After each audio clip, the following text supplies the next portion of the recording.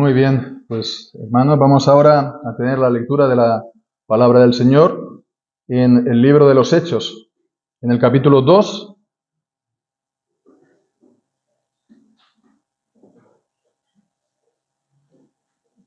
A partir del versículo 1 hasta el 13.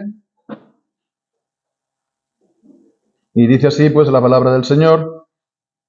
Cuando llegó el día de Pentecostés, estaban todos unánimes juntos, y de repente vino un estruendo del cielo como de un viento recio que soplaba, el cual llenó toda la casa donde estaban sentados, y se les aparecieron lenguas repartidas como de fuego, asentándose sobre cada uno de ellos.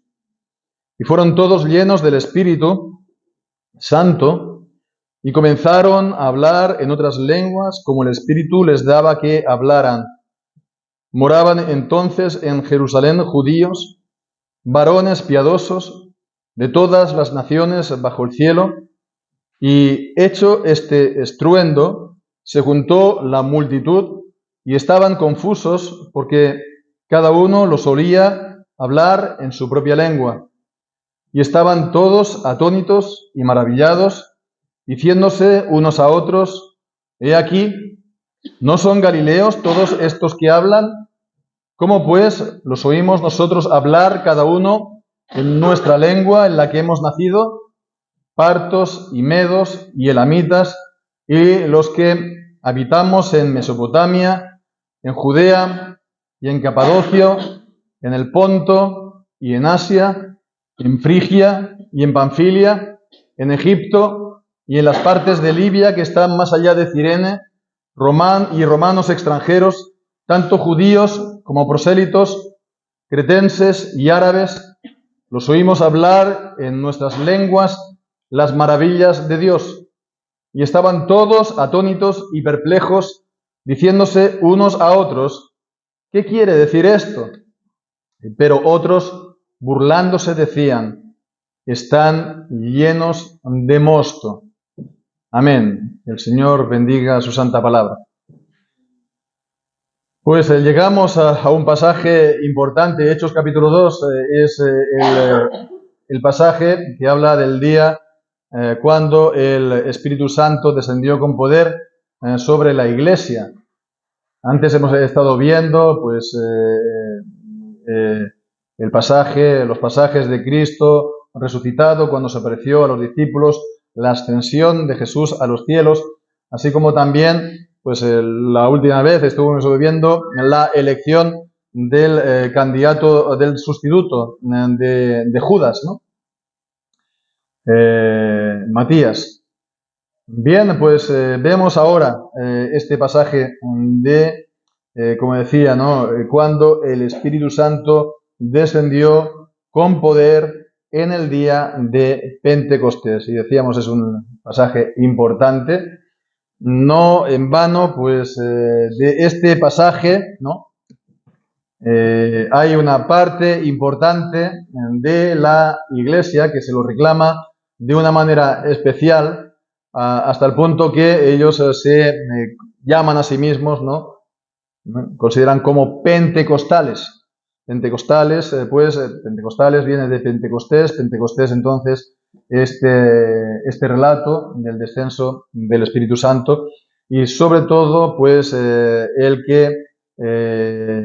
hecho que hablaran estas nuevas lenguas que ellos no conocían. Bueno, pues a todo esto hemos de decir que que la Iglesia cristiana, la Iglesia fiel al Señor, la Iglesia fiel a la palabra de Dios, fiel al Evangelio del Señor Jesucristo, pues es una iglesia pentecostal. Y los verdaderos creyentes somos pentecostales, ¿no?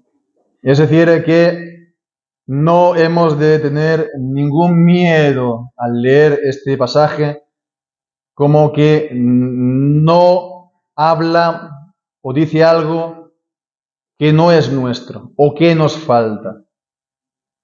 Lo que está aquí diciendo es lo propio de la Iglesia cristiana, en tanto en cuanto siga siendo fiel al Señor y su palabra. Y de los verdaderos creyentes también. Como vamos a ver, no hemos de tener miedo, ni mucho menos, y todo lo que aquí se dice es nuestro y es para nosotros. Y bien, pues entonces vemos que comienza diciendo aquí, en el versículo 1, cuando llegó el día de Pentecostés, 50 días, ¿no? Después de la Pascua, de ahí que venga Pentecostés, ¿no? Hace referencia a esos 50 días, que era una de las festividades de los judíos, la Pascua, Pentecostés, después la fiesta de los tabernáculos, tiendas, cabañas, ¿no? Y después ya lo último, después de Esther, pues estuvo la fiesta del Año Nuevo, ¿no? Purim. Entonces, era una de las 4 fiestas de Israel, y como vemos, era una fiesta, como todas las demás, que se congregaban un gran número de peregrinos, de judíos y también de prosélitos, es decir, de temerosos de Dios, de personas que no eran judíos de nacimiento, pero que se habían convertido al Dios de la Biblia y que, no se habían adherido formalmente al pueblo de Dios, pero sí que participaban de alguna manera en el culto a Dios, de ahí que se le llame temerosos de Dios. Temer a Dios en la Biblia es también una expresión de dar culto a Dios, ¿no? Adorar a Dios. Bien, pues entonces estaban, dice, todos unánimemente juntos. Aquí está hablando de lo mismo que la última vez. Los apóstoles y los juntamente con los demás, es decir, los 120 creyentes que era la iglesia original, ¿no? Después de la resurrección y la ascensión de Jesús a los cielos. 120 que estaban unánimemente juntos, como veíamos también en el versículo 14. Todos estos perseveraban unánimes en oración y ruego. Entonces es importante ver esto, que ellos estaban en esta actitud continua de oración. Y esto no uno o dos o los creyentes a título individual, sino la iglesia, unánimemente juntos.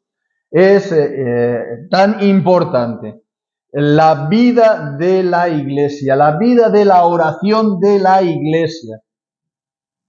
Es una de las marcas, sin duda, de la iglesia. ¿Qué es una iglesia que no ora?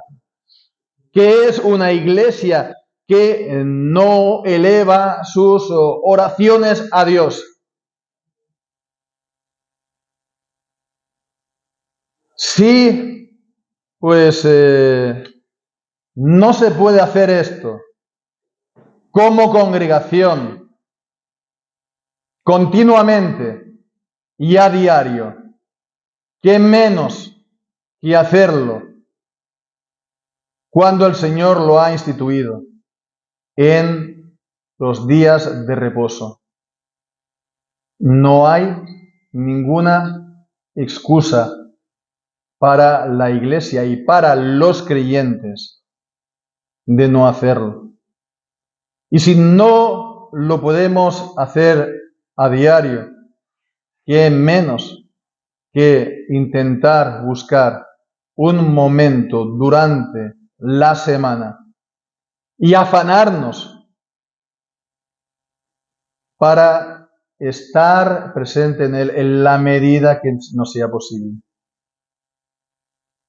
Por cuestión de salud, o porque en ese momento estamos en el trabajo, o por cualquier una razón como esta, pues es un impedimento, ¿verdad?, que no se puede dejar de hacer. Pero si no es eso, ¿qué menos que esto? Y podrán decir, no, mira, es que ya están los pastores O ya están los ancianos que oran. Para eso están, ¿no? Para el ministerio de la palabra y de la oración. Hechos 6. Sí, es deber de los oficiales de la iglesia estar orando. Sí. Pero aquí está diciendo todos unánimes juntos. Es algo de la iglesia. Y la iglesia no es solamente los oficiales. Si hay oficiales es porque primeramente hay pueblo. Aquí está hablando, por lo tanto, del pueblo y los oficiales, todos juntos, unánimes, juntos, orando a Dios. Es importante ver lo que hablábamos antes, ¿no? De la iglesia fiel al Señor y a su palabra. Una marca, la oración, la vida de la oración. Que tenemos que siempre tener presente y siempre tenemos que estar cuestionándonos a la luz de la Escritura. En este punto en concreto, en particular. Pero bueno, vemos que fue cuando vino entonces y descendió un estruendo del cielo como de un viento recio que soplaba, el cual llenó toda la casa donde estaban sentados. Aquí está hablando, está dando una descripción que esto a qué nos evoca, a qué nos está trayendo a la mente. Pues Éxodo capítulo 19, cuando Israel viene a Sinaí y cuando entonces viene Dios y desciende sobre Sinaí y hay pues entonces ruido de trompeta, hay gran estruendo, el monte temblaba y pues también había fuego y columnas de humo. Eso era, por lo tanto, una manifestación visible de Dios. Y es ahora lo mismo. Dios desciende con poder, como descendió en Sinaí. Pues aquí desciende con poder, pero sobre su iglesia. No sobre un lugar físico, sino sobre los creyentes. Y vemos que si son creyentes, es por la obra del Espíritu Santo en ellos. Antes de Pentecostés, el Espíritu Santo estaba actuando. Y si alguien llegó a creer alguna vez en Dios a lo largo de todo el Antiguo Testamento, desde la caída de Adán hasta Juan el Bautista, fue por el Espíritu Santo. Y el Espíritu Santo había sido también dado en el Antiguo Testamento. Y los santos hombres de Dios hablaron siendo inspirados por el Espíritu Santo. Y los jueces actuaron llenos del Espíritu Santo.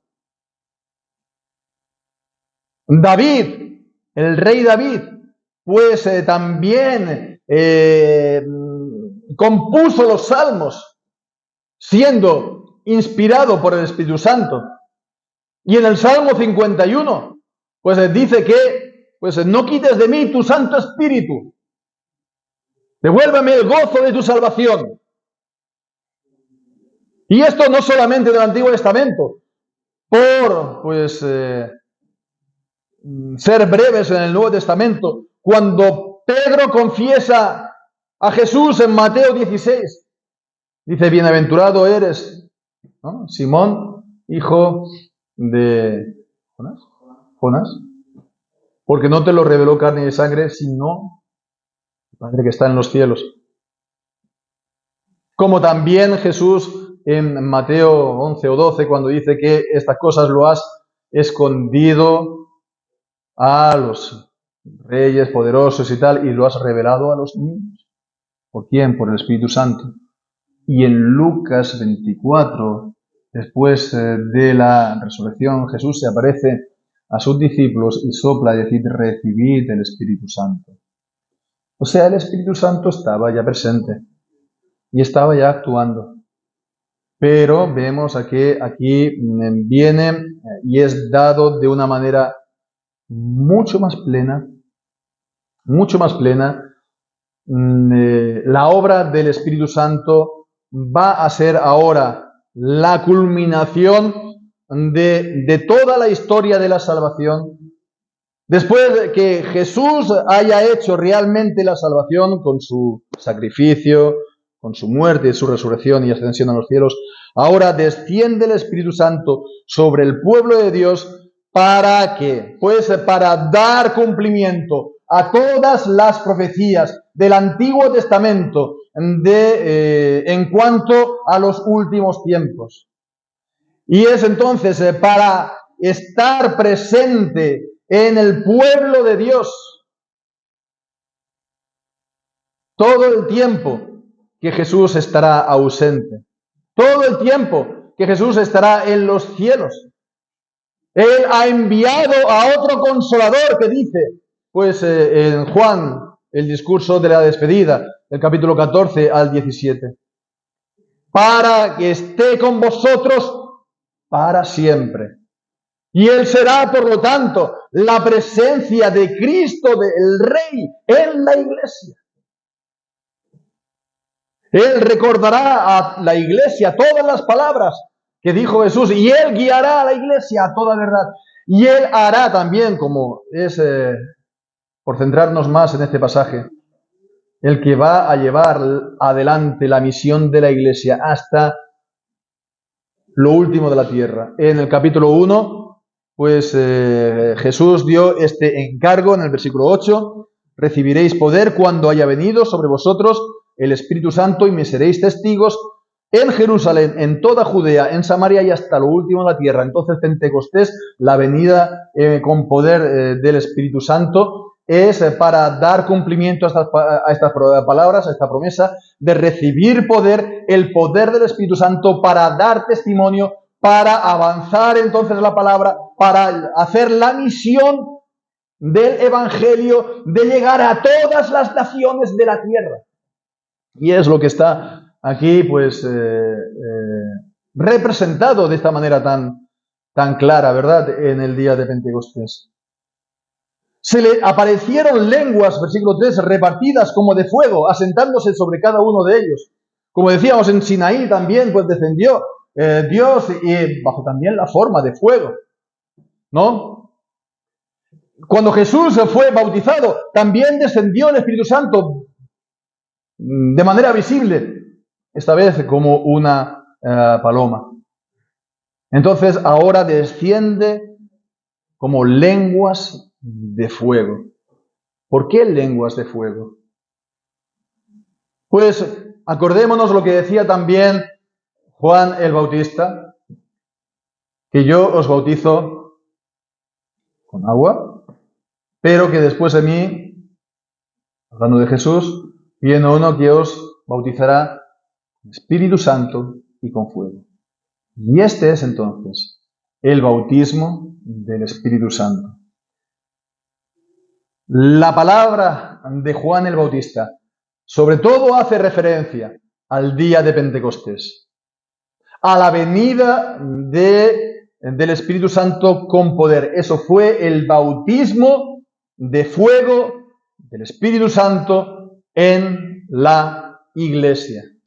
Pero eso también habla, esta expresión, el bautismo de fuego y del Espíritu Santo, de la obra del Espíritu Santo que Él hace en el interior y en el alma de los elegidos, amados por Dios. Que el Espíritu Santo viene a su interior, ¿a qué? A purificarlos, a comunicarles eficazmente a Cristo, a transmitirles la salvación, a que sean nacidos del Espíritu, de lo alto, de nuevo, a que sean una nueva criatura. Y este bautismo del Espíritu Santo habla bien, entonces, de esta obra de santificación, de purificación del Espíritu Santo en nosotros y de la Iglesia. por consiguiente. Y bien, pues entonces vemos que fueron lenguas repartidas como de fuego, asentándose sobre cada uno de ellos. Dios os repartió, entonces el Espíritu Santo, conforme Él quiso, ¿no? Es también lo que nos dice 1 Corintios capítulo 12, ¿no? Dios reparte sus dones conforme su voluntad, ¿no? Bien. Y se sentó sobre cada uno de ellos y fueron llenos del Espíritu Santo y comenzaron a hablar en otras lenguas, conforme el Espíritu les daba que hablaran. Y esta es la cuestión, entonces, porque decimos, ¿no? Estos hermanos, ¿no? Que se dicen pentecostales, pues es porque ellos, sobre todo, hacen esto de hablar lenguas en los cultos, ¿no? Pero esas lenguas que hablan ellos en los cultos, ¿no? No son estas lenguas. Porque esas lenguas que ellos hablan no tienen sentido. No tienen sentido. Pero estas lenguas eran lenguas que los apóstoles y los que estaban juntamente con ellos no conocían, pero eran lenguas. Eran idiomas. Porque decimos más adelante, versículo 8, como pues los oímos nosotros hablar cada uno en nuestra lengua en la que hemos nacido. Eran lenguas. Y esto que estoy diciendo no es nada extraño. Todos nosotros por experiencia propia habremos estado alguna que otra vez, creo, espero, no sé, en alguna asamblea, ¿no? Pentecostal. ¿Qué es lo que se habla ahí? No son unos idiomas. Es que en un momento, digamos, se puede decir éxtasis, ¿no? O bueno, pues sí, como lo queramos llamar. Empiezan a hablar una lengua, entre comillas, que no tiene sentido. Ya sea para, según ellos, adorar a Dios o lo que sea. Pero no hay un sentido en esas palabras. Bueno, pues no es esto. Estas palabras fueron dadas, ¿no?, para predicar el Evangelio a todos los judíos peregrinos y a todos los prosélitos temerosos de Dios que estaban en Jerusalén y que habían venido entonces a adorar a Dios. Porque esto no les podía haber hablado en hebreo. Si lo hubieran hecho, ¿lo hubieran entendido? Claro que lo hubieran entendido. ¿Por qué lo hicieron? Pues como una señal de Dios, una señal doble de parte de Dios. ¿Cuál es la señal doble? Por una parte, de cara al pueblo de Dios, a Israel que había rechazado al Mesías, a Cristo, que se había concertado y puesto de acuerdo con los judíos, con los romanos para matarlo, y lo mataron de manera injusta, y que no se habían arrepentido, pues para ellos esto era una señal de juicio, como vemos en 1 Corintios capítulo 14, haciendo referencia a una profecía también del profeta Isaías, diciendo que en otras lenguas hablaré a mi pueblo. Leemos en el profeta Isaías, creo que es el capítulo 28, hablo de memoria. Eso se puede ver, eso no tiene mayor trascendencia hoy en día. En nuestras Biblias normalmente tenemos las referencias al pie de página, ¿no? Entonces, era una señal de juicio, de la misma manera que en el Antiguo Testamento el que el pueblo fuera invadido por un pueblo extranjero que hablan entre sí en otros idiomas en la Tierra Santa, eso era una señal de juicio para la nación incrédula y rebelde y pecadora. Eso fue una señal de juicio, pero al mismo tiempo, decíamos, es una señal doble, porque para los demás ellos escuchan las maravillas de Dios en su propia lengua. ¿Qué ocurre aquí? Lo que dice, lo que cantamos en el Salmo 118, de que la roca que han desechado los edificadores ha venido a ser cabeza del ángulo de la iglesia. Ellos han rechazado a Cristo, han rechazado el Evangelio. Bueno, pues entonces nos vamos a los gentiles. Ellos escucharán, es lo que dice el apóstol Pablo. ¿No? Así acaba Hechos. Y así entonces el Evangelio ha llegado a todas las naciones, a todas las naciones. Y aquí está entonces simbolizado, representado eso, de que el Evangelio por el Espíritu Santo ahora ya no va a estar confinado en la nación de Israel, ya no va a estar confinado en el pueblo judío, descendencia carnal de Abraham. Ahora va a ser predicado a todas las naciones, de manera que todos los creyentes van a ser hijos de Abraham. Es lo que aquí está representado. Es lo que significa el día de Pentecostés. Entonces hemos de mirar entonces a Pentecostés como algo solamente pasado, algo solamente de la historia de la salvación, un momento importante, pero nada más. Por una parte sí. Por una parte, el día de Pentecostés es irrepetible.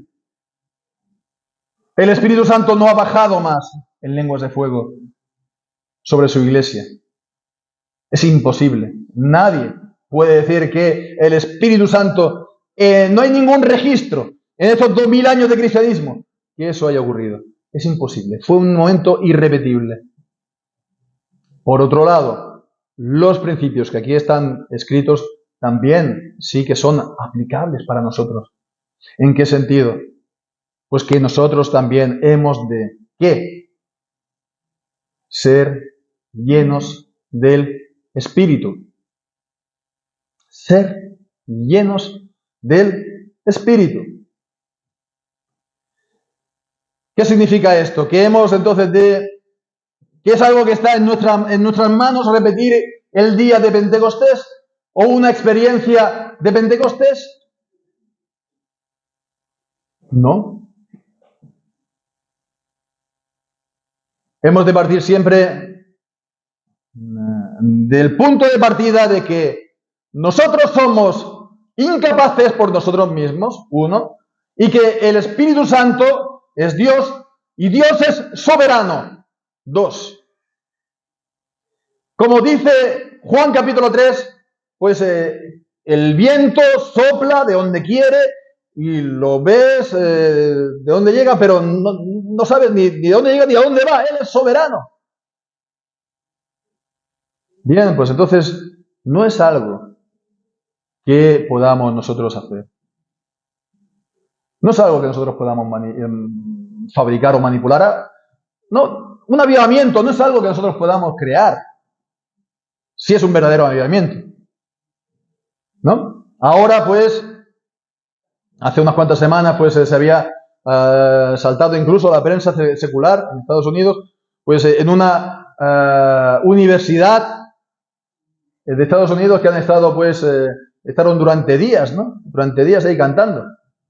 Y dijeron, no, es un avivamiento, ¿no? Ahora ya no, ya eso se ha olvidado, ya. Esto es lo que pasa de los medios de comunicación, de que están en continuo bombardeo de noticias y ahora ya eso no es noticia. Pero están diciendo que hay otra iglesia que ya llevan 18 días sin parar de culto. Y esto es para ellos el Espíritu Santo. Y esto es para ellos el avivamiento. La idea entonces que se transmite es que si tú quieres verdaderamente que haya un avivamiento, tienes que hacer eso. ¿No? Como que sea algo que esté en nuestras manos.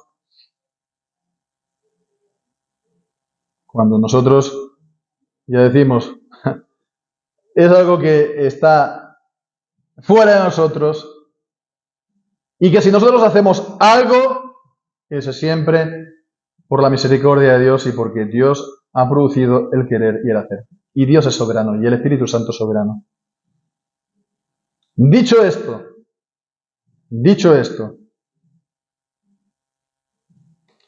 lo que aquí nos dice la palabra es importante, porque dice, fijémonos el versículo 13, la burla que hacían de ellos. Dice, estos están llenos de mosto, están llenos de vino. Y ya comentaremos esto la próxima semana, Dios mediante. Pero ¿qué nos dice el apóstol Pablo en Efesios? No seáis llenos de vino, en lo cual hay disolución, antes bien sed llenos del Espíritu Santo. ¿Cómo hemos de ser llenos del Espíritu Santo? Por la palabra de Dios. Porque la palabra de Dios es palabra inspirada por Dios. Es palabra soplada. Es palabra del Espíritu Santo. Queremos ser llenos del Espíritu Santo. Llenemos nuestras mentes de la palabra de Dios. Meditemos la palabra de Dios día y noche. Memoricemos la palabra de Dios. Acordémonos de la palabra de Dios. ¿Queremos ser llenos del Espíritu Santo? Oremos al Señor. Oremos al Señor como ellos estaban haciendo. Que no me sale, que tengo dificultad. Pues sabemos que tenemos dificultad y que no nos sale. Oremos al Señor que nos enseñe a orar. Oremos al Señor que nos dé espíritu de oración. Oremos al Señor. Y también el Señor nos ha dado otro medio, los medios de gracia. Las reuniones solemnes de la Iglesia, en las que, por ejemplo, se cantan los salmos que son los cantos dados por Dios, y también, pues, tienen alguna función en este sentido, ¿verdad? Los salmos, el cantar salmos, porque también leemos en Efesios, capítulo 5, la continuación de lo que decíamos. No os embriaguéis con vino, en lo cual hay disolución, sino sed llenos del Espíritu, hablando entre vosotros con salmos e himnos y cánticos espirituales, cantando y alabando al Señor en vuestros corazones. Y ya vimos, ¿no? Ya sabemos, ¿no? Pero nos lo recordó también el pastor Hugo, nuestro hermano, en las conferencias, que salmos, himnos y cánticos espirituales es una referencia a los salmos de la Biblia, que son los únicos salmos inspirados por el Espíritu Santo que tenemos, y que son, por lo tanto, infalibles, y que son entonces el medio de gracia por el cual podemos conocer mejor a Dios, orar a Dios. Tenemos dificultad para orar a Dios. Oremos los salmos, cantándolos a Dios como una oración. La palabra de Dios, la oración, el canto de los salmos, los cultos públicos, la predicación de la palabra, cosas todas por las cuales el Señor nos da, nos comunica gracia y nos santifica. Y todo esto es por el Espíritu Santo. Cuanto más nos apliquemos a todas estas cosas, tanto mayor va a ser la obra del Espíritu Santo en nosotros. Más esporádico, más raro, ¿no? Como dice hoy en día, más casual, ¿no? Sea esto, más de manera pues correspondiente va a ser también nuestra relación y nuestra plenitud del Espíritu Santo. Así pues, es la única manera para que seamos llenos y de esta manera llenos de poder para cumplir la misión que el Señor nos ha encargado. Que no está tampoco al alcance de nuestras fuerzas, no es algo que podamos hacer con nuestras fuerzas o nuestra inteligencia o nuestro poder. No es por todas estas cosas, Zacarías capítulo 8, sino por Zacarías 4, sino por el Espíritu Santo. Es por el Espíritu Santo solamente que podemos llevarlo a cabo. Pues hermanos, sí, busquemos al Señor de esta manera y ahora también pues lo hagámoslo como iglesia en oración. Que el Señor bendiga su palabra.